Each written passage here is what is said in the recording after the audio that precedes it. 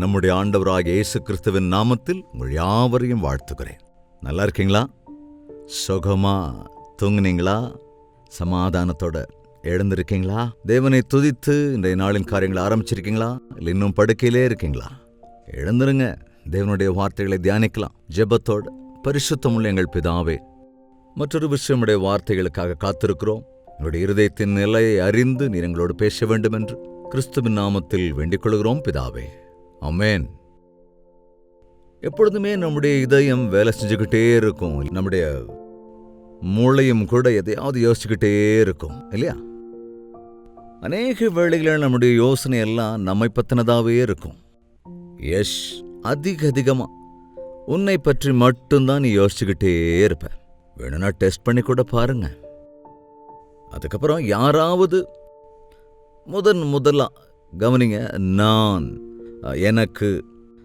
நான் எப்படி இருக்கிறேன், என்னுடைய தேவைகள் என்ன இருக்கு, என்னுடைய எதிர்காலம் எப்படி இருக்கும், எனக்கு என்ன கிடைக்கும், எனக்கு என்ன லாபம், எனக்கு என்ன பிரயோஜனம் என்ற யோசனை இல்லாம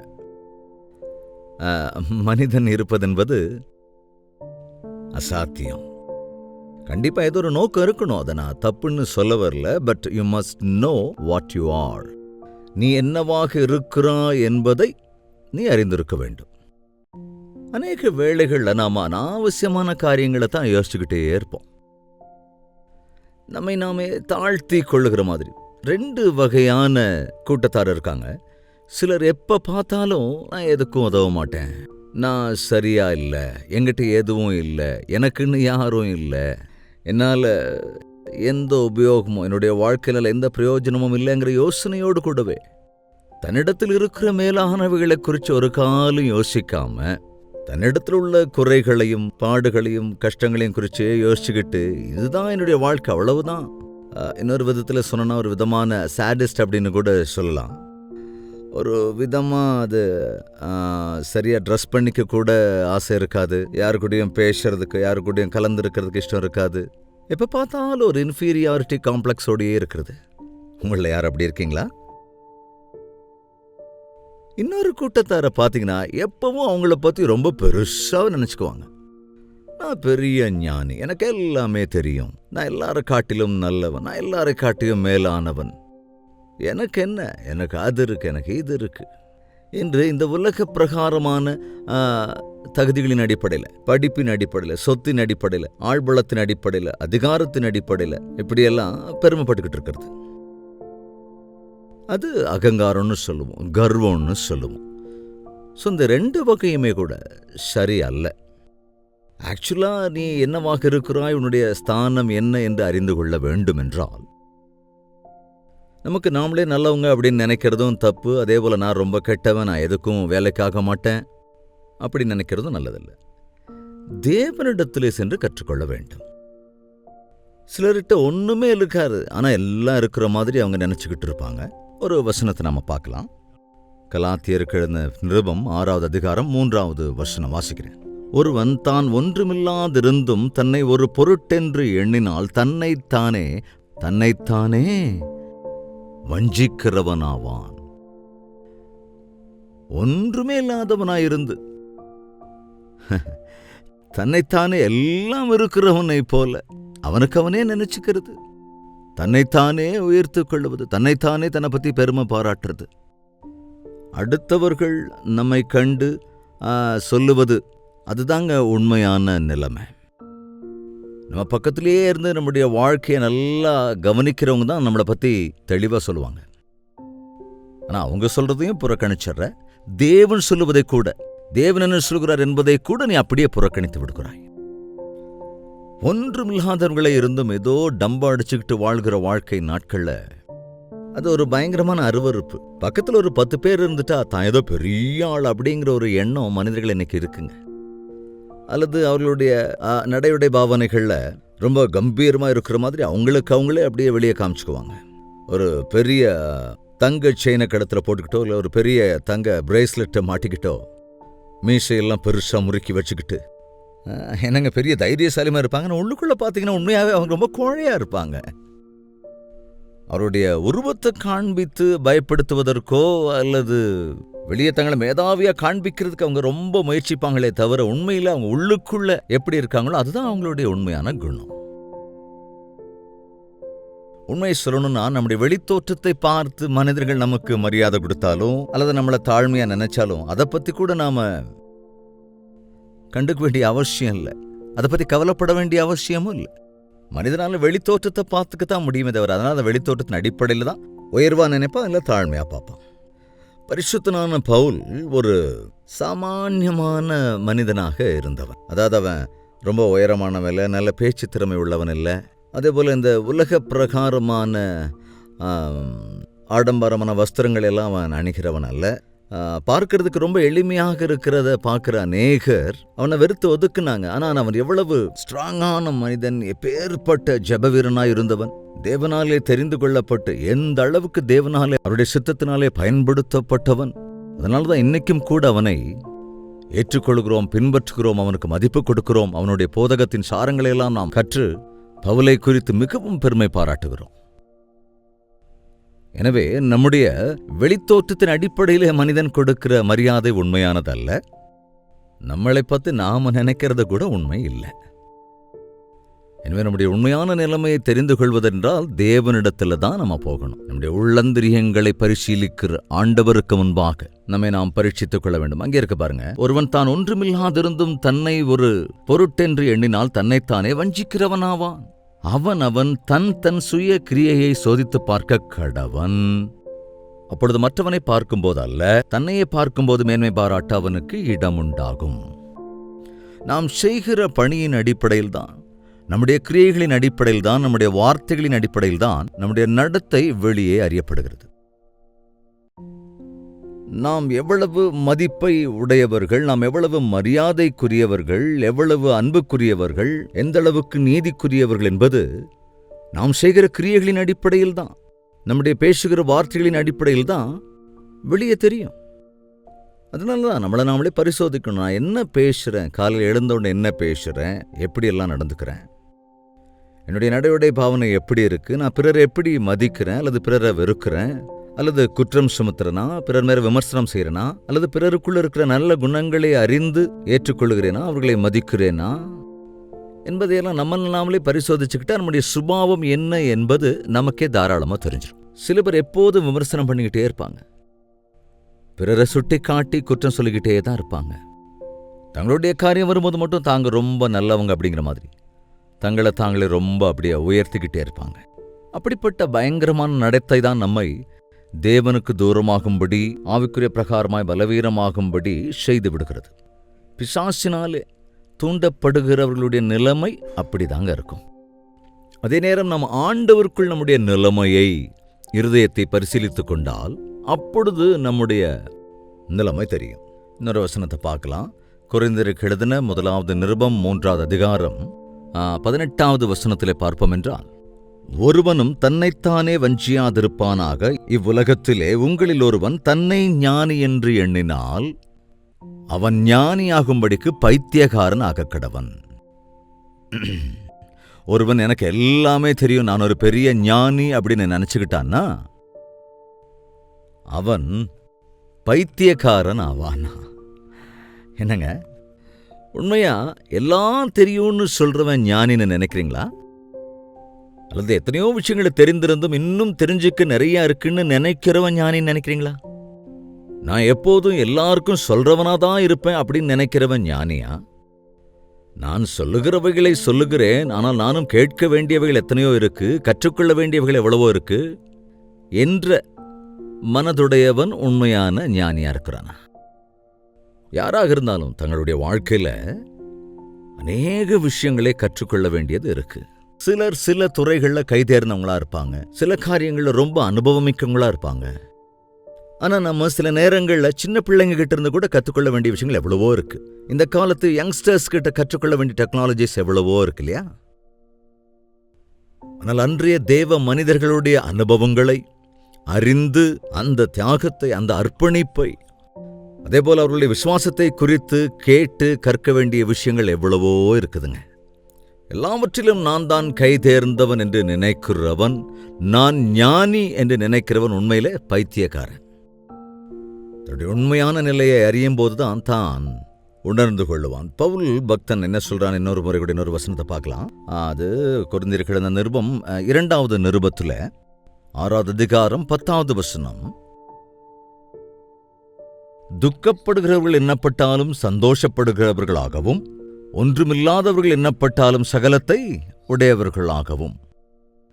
அதாவது எந்த சூழ்நிலையிலும் நாம் எப்படி இருக்கிறோம் என்பதை இங்கே நாம் பார்க்கின்றோம். ஒன்றுமில்லாதவர்கள் எண்ணப்பட்டாலும் எங்களை நாங்களே உடையவர்களாக எங்களை விளங்க பண்ணுகிறோம். இயேசு கிறிஸ்துவை உடையவர்கள், அவர்கள் பைத்தியமாக இருந்தாலும் ஞானிகள்தான், ஞானிகளாயிருந்தாலும் பைத்தியக்காரர்கள்தான். இயேசு கிறிஸ்துவை நம் இருதயத்திலே நாம் கொண்டிருக்கிற போது நாம் நம்மட்டுக்கு 0 தான். அவர்தான் நம்முடைய வாழ்க்கையில ஹீரோ. ஆண்டவர்தான் நம்முடைய வாழ்க்கையை ஆளுகை செய்கிறவராய் இருப்பதனாலே விலையற்றதாக இருக்கிற வாழ்க்கை விலை மதிப்புள்ளதாக இருக்கிறது. அதேபோல நாம் எப்பேற்பட்ட ஞானிகளாயிருந்தாலும் அறிவில்லாதவர்களாக இருந்தாலும் நம்முடைய ஆண்டவர் நம்மோடு இருக்கும்போது சமத்துவத்தின் அடிப்படையில் தேவ ஞானத்திலே தேவனுடைய அறிவினாலே நம்மை அவர் நிரப்புவதனாலே விலையற்றவர்களாகிய நாம் விலை மதிப்புள்ளவர்களாகவும், மனிதர் பார்வையில் எப்படி இருந்தாலும் தேவனுடைய பார்வைக்கு நாம் விலையேறப்பெற்றவர்களாய் இருக்கின்றோம். அதைத்தான் பவுல் சொல்லுகிறான். நாங்கள் தரித்திரரை போல இருந்தாலும் நாங்கள் எப்போதும் ஐஸ்வர்யவான்கள் தான். இன்று அநேக தேவதாசன்களை ஏமாற்றுக்காரர்கள் என்று நினைக்கிறோம். ஒருவேளை அப்படிப்பட்டவர்களும் இருக்கக்கூடும். ஆனால் அது யார் அப்படிங்கிற வித்தியாசம் எப்படி தெரியும்? ஆனால் தேவனுடைய சந்நிதியிலே நான் சத்தியத்தை பின்பற்றுகிறேனா என்பதுதான் நம்முடைய இருதயத்திலே நாம் உறுதிப்படுத்திக் கொண்டு மனிதர்கள் நம்மை பற்றி என்ன நினைக்கிறார்கள் என்ற கவலை நமக்கு தேவையில்லை.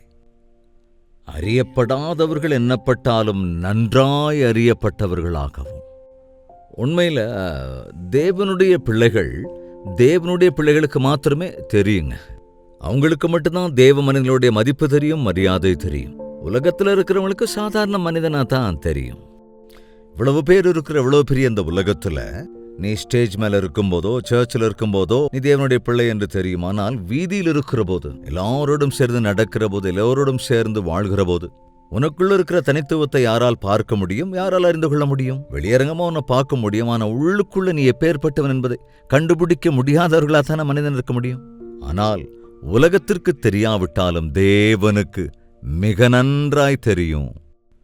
தம்முடையவர்கள் யார் என்பது அவருக்கு நல்லா தெரியும். உத்தம இருதயத்தோடு இருக்கிறவர்கள் மீது அவருடைய கண் பார்வை எப்பொழுதும் உலாவிக்கொண்டே இருக்கிறது. சாகிறவர்கள் எண்ணப்பட்டாலும் இதோ உயிரோடு இருக்கின்றோம். அது என்னமோ எங்களுடைய வாழ்க்கையில என்ன மறக்குமோ என்ற ஒரு சோர்வுக்குள்ள இருக்கிற போது, எப்பொழுதும் நிந்தைகளையும் அவமானங்களையும் எதிர்கொண்டு கொண்டிருக்கும் போதும் நாம் இன்னும் ஆண்டவருக்குள்ளே வாழ்ந்து கொண்டே இருக்கிறோம். தண்டிக்கப்படுகிறவர்கள் என்னப்பட்டாலும் கொல்லப்படாதவர்களா இருக்கிறோம். எத்தனை சிரமங்கள் வந்தாலும், எவ்வளவு சோதனைகள் வந்தாலும், எவ்வளவு போராட்டங்கள் வந்தாலும், அநேக காரியங்களிலே நாம் அவமானத்துக்கு இடமாகும் போதும் யாருமே நம்முடைய உயிருக்கு எந்த தொந்தரவும் செய்யவில்லை என்பது நமக்கு தெரிந்திருக்கிறது. என்னுடைய காலங்களெல்லாம் என் தேவனுடைய கரங்களில் இருக்கிறது. மரணத்துக்கு தப்புவிப்பதும் ஆண்டவருடைய கைகளில் இருக்கு. உன்னுடைய உயிரும் உன்னுடைய சகல வழிகளும் யாருடைய கரங்களில் இருக்கிறதோ அவருக்கு நீ பயப்படவில்லை என்று பெல்ஷாத்சாரை கண்டித்தது போல, இன்று நம்முடைய ஜீவனும் நம்முடைய சகல மார்க்கங்களும் ஆண்டவருடைய கரங்களில் இருக்கிறது என்பதை நாம் உணர்ந்திருக்கிற போதும், அவருடைய அனுமதி இல்லாமல் நமக்கு எந்த தீங்கும் நடக்காது, ஒருவனும் நம் கண்ணின் மணியை கூட தொட முடியாது என்று அறிந்திருந்தும் நாம் எப்படி இருக்கிறோம்? எவ்வளவு பாக்கியவான்கள். நம்மை சுற்றி பெரிய பெரிய செக்யூரிட்டி கார்ட்ஸ் எல்லாம் இல்லாது போனாலும், நமக்கு எந்த விதமான பாதுகாவலும் இந்த உலகத்தில் இல்லாவிட்டாலும் நம்மை பாதுகாக்கிறவர் ஆண்டவர் என்று உணர்ந்து கொள்ளுகிற போது சோர்வுகள் இருக்காது. தைரியம் உள்ளவர்களாக இருப்போம். துக்கப்படுகிறவர்கள் எண்ணப்பட்டாலும் எப்பொழுதும் சந்தோஷப்படுகிறவர்களாகவும். என்ன இயேசு கிறிஸ்துன்னு சொல்லுங்க, எப்ப பார்த்தாலும் அழுது ஜெபம் பண்ணிக்கிட்டே இருக்கிறீங்கன்னு சிலர் சொல்லுவாங்க. ஆண்டவரை நம்புறோம் அப்படின்னு சொல்லுவாங்க. எப்ப பார்த்தாலும் முழங்கால் படிட்டு நின்றுகிட்டே இருப்பாங்க. அழும் முகத்தோடு கூட இருப்பாங்க. கண்ணீர் சிந்தி எப்ப பார்த்தாலும் ஜெபம் பண்ணிக்கிட்டே இருப்பாங்க. ஆனால் அந்த ஜெபம் ஒரு பெரும் மழைக்கு பிறகு வானம் எப்படி வெளிச்சமாக இருக்கிறதோ, தெளிவாக ஆகிவிடுகிறதோ, நிம்மதியான சூழல் உண்டாகிறதோ, அதே போல நாம் கண்ணீர் விட்டு ஜெபிக்கின்ற போது நாம் தேவனுடைய சந்நிதியிலே எப்பேற்பட்ட சமாதானத்தை பெற்றுக்கொள்கிறோம், எப்பேற்பட்ட நிம்மதியை பெற்றுக்கொள்கிறோம், எப்படி தேவனிடத்திலிருந்து பதிலை பெற்றுக்கொள்கிறோம் என்பது அந்த உலகத்துக்கு எப்படி தெரியும்? நாம் துக்கப்படுகிறவர்கள் எண்ணப்பட்டாலும் நாம் சந்தோஷப்படுகிறவர்களாக இருக்கிறோம். தரித்திரர்கள் எண்ணப்பட்டாலும் அநேகரை ஐஸ்வர்யவான்களாக்குகின்றோம். ஆமாங்க, ஆண்டவராகிய இயேசுவுக்காக நாம் எல்லாவற்றையும் விட்டுவிட்டு என்ன நேர்ந்தாலும் தேவனுடைய நாமத்தை மகிமைப்படுத்துகிறதற்கு எத்தனையோ தேவ மனிதர்கள் நாட்கள்ல தியாகத்தோடு கூட ஊழியம் செய்கிறார்கள். அதே போல எத்தனையோ விசுவாசிகள் என்று தியாகத்தோடு கூட தேவனுக்கு காணிக்கை கொடுத்து தேவனுடைய காரியங்கள் நடக்கும்படியாக அவர்கள் பிரயாசப்படுகிறார்கள். தேவனுக்கு கொடுத்து ஏமாந்து போனவர்கள், தேவனுக்கு கொடுத்து நஷ்டப்பட்டவர்கள், தேவனுக்கு கொடுத்து யாசிக்கிறவர்கள் இதுவரைக்கும் இந்த பூமியில ஒருவருமே இல்லை. எங்ககிட்டயே எதுவும் இல்லை. எங்க நேரத்தையெல்லாம் தேவனுக்கு கொடுத்தா, எங்கிட்ட இருக்கிறதெல்லாம் தேவனுக்கு கொடுத்தா, காணிக்கையெல்லாம் தேவனுக்கே கொடுத்துட்டா, இருக்கிறதெல்லாம் தேவனுக்கு கொடுத்தா எங்க நிலைமை என்னவாகும் என்று கேட்டால் நீங்கள் தரித்திரராவீர்கள் என்று மனிதர்கள் சொல்லுவார்கள். ஆனால் நாங்கள் ஐஸ்வர்யவான்கள் ஆகிறது மாத்திரமல்ல, அநேகரை ஐஸ்வர்யவான்களாக்குகின்றோம். ஆமாங்க, இயேசு கிறிஸ்துவை நம்புகிறவர்கள் எப்பேற்பட்ட பொக்கிஷமான கிறிஸ்துவை உடையவர்களாயிருக்கிறார்கள், அறிவில் ஞானத்தில் சகல சம்பத்துடையவர்களாக இருக்கிறார்கள் என்பதை நாம் உணர்ந்து கொண்டால் நாம் அனாவசியமான இந்த உலக பிரகாரமான கலக்கங்கள், கவலைகளுக்கு ஆட்படாமல் சின்ன சின்ன விஷயங்களான பணத்துக்காக கூட பயப்படுறவங்களாக, கலங்குகிறவர்களாக நாம் இருக்கவே மாட்டோம். ஒன்றுமில்லாதிருந்தும் சகலத்தையும் உடையவர்களாக இருக்கிறோம். உண்மையாவே கிறிஸ்துவை உடையவர்கள் ஆஸ்தி இல்லாதவர்களா இருக்கலாம், பொக்கிஷங்கள் இல்லாதவர்களா இருக்கலாம். ஆனால் எப்பொழுது எது தேவையோ அவைகளை அவர் அருளுகிறவராய் இருப்பதினாலே, அந்தந்த சமயத்திற்கேற்ற தேவைகளை சந்திக்கிற தேவனை கொண்டிருப்பதினாலே சகலத்தையும் உடையவர்களாயிருக்கிறார்கள். இப்பேற்பட்ட பெரிய ஆளா இருந்தாலும் ஏதோ ஒரு குறை அவங்களுக்குள்ள இருக்கிறத நாம கண்டிப்பா பார்க்கிறோம் இல்லைங்களா? ஆனால் கிறிஸ்துவை உடையவர்களுக்கு ஒரு நன்மையும் குறைவுபடாது. சிங்கக்குட்டிகள் தாழ்ச்சி அடைந்து பட்டினியாயிருக்கும், கர்த்தரை நம்புகிறவர்களுக்கோ அவரை தேடுகிறவர்களுக்கோ ஒரு நன்மையும் குறைவுபடாது என்பதை நம்பினால், நீ உன்னை பார்க்கிற போது நீ ஒன்றுமில்லாதவன் என்பதை உணர்ந்து கொள். அதோடு கூட நீ நின்று விடாமல் ஆண்டவரை பார்த்து அவர் எப்பேற்பட்டவர் என்பதையும் உணர்ந்து கொள். நீ ஒன்றுமில்லாதவன் என்பதை எப்பொழுதும் நினைவில் வைத்துக் கொண்டால் நீ உயர்த்தப்பட்டவனாயிருப்பாய். உன்னுடைய தேவைகள் எல்லாவற்றையும் உணர்ந்து ஆண்டவர் எனக்கு துணை நில்லுங்க என்று நீ கேட்க முடியும். அவரை உடையவர்களாக இருக்கிற போது எல்லாம் உடையவர்களாக நாம் இருக்க முடியும். நம்முடைய அறிவு, நம்முடைய திறமை, நம்முடைய ஞானம், நம்முடைய சொத்து, நமது சாமர்த்தியங்கள் என்று ஒன்றுமில்லை. அவருடைய கிருபையினாலும் இரக்கத்தினாலும் அவருடைய பாதுகாவலுக்குள் நாம் இருக்கிறோம் என்பதை உணர்ந்து கொண்டால் நம்முடைய விசுவாசத்தில் நாம் தொடர்ந்து நிற்க முடியும். இன்றிலிருந்து அவர் நம்மை கிரயம் செலுத்தி சொந்தமாக்கிக் கொண்டதால் நாம் அவருடைய சொத்து. நம்மை அவர் சொந்தமாக்கிக் கொண்டதினால் நம்மை அவர் பார்த்துக் கொள்வார், நம்மை அவர் போஷிப்பார், நம்மை அவர் பாதுகாப்பார். நாம் அவருடைய சொத்து என்பதனால் அவரே நம்மை பாதுகாப்பார். ஆனால் நீங்கள் உங்கள் இருதயத்தை ஆண்டவருக்கு தந்து அவருடைய இரத்தத்தினால் மீட்கப்பட்டுக் கொள்வீர்களா? ஜெபிக்கலாம். பரிசுத்தமும் அன்பும் உள்ள பிதாவே, எங்களை குறித்து நாங்களே ஏதேதோ யூகித்துக் கொண்டு பெருமை பாராட்டாமல், எங்களுக்கு ஒன்றுமில்லை என்று எங்களை நாங்களே ஒடுக்கிக் கொண்டு தாழ்மை மனப்பான்மை உடையவர்களாகவும் இல்லாமல், விலையற்ற எங்களை விலையேறப் பெற்றவர்களாய் மாற்றவே கல்வாரி சிலுவையிலும் ஜீவனை தந்தீர்.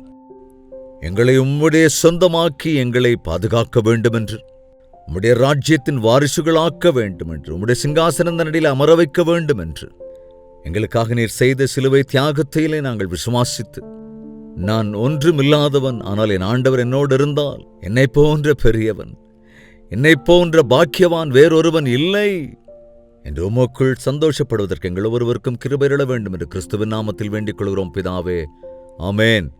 நம்முடைய கர்த்தராகிய இயேசு கிறிஸ்துவினுடைய கிருபையும் பிதாவாகிய தேவனுடைய அன்பும் பரிசுத்தாவின் அந்யோன்ய ஐக்கியமும் சந்தோஷமும் சமாதானமும் ஒருமனப்பட்டிருக்கிற அனைவரோடும் இன்றும் என்றும் சதா காலங்களிலும் தங்கி தரித்திருப்பதாக. ஆமேன். தேவன் உங்களோடு பேசியிருக்கிறார் என்று நம்புகிறேன். உங்கள் ஜெப தேவைகள் 8939801234 என்ற நம்பருக்கு ஒரு டெக்ஸ்ட் அல்லது வாய்ஸ் மெசேஜ் மூலமாக வாட்ஸ்அப்பில் அனுப்பி தெரிவியுங்கள். அதேபோல எங்கள் வெளிநாடுகளில் இருந்தால் 9100100888 என்ற நம்பருக்கு அனுப்பி வையுங்கள். டாக்டர் ஜெயபால் யூடியூப் சேனலை சப்ஸ்கிரைப் செய்து கொண்டீர்களா? இல்லாவிட்டால் சப்ஸ்கிரைப் செய்து, லைக் செய்து, ஷேர் செய்யுங்கள். உங்கள் பெயர் விவரங்களை கமெண்ட் செக்ஷனில் பதிவிட்டு விடுங்கள். தேவனுக்கு சுத்தமானால் நாளை இதே நேரம் இதே அனுதின தியானத்தில் மீண்டும் சந்திக்கலாம். அதுவரைக்கும் தேவனுடைய மகா கிருபை உங்களுக்கு துணையாயிருப்பதாக.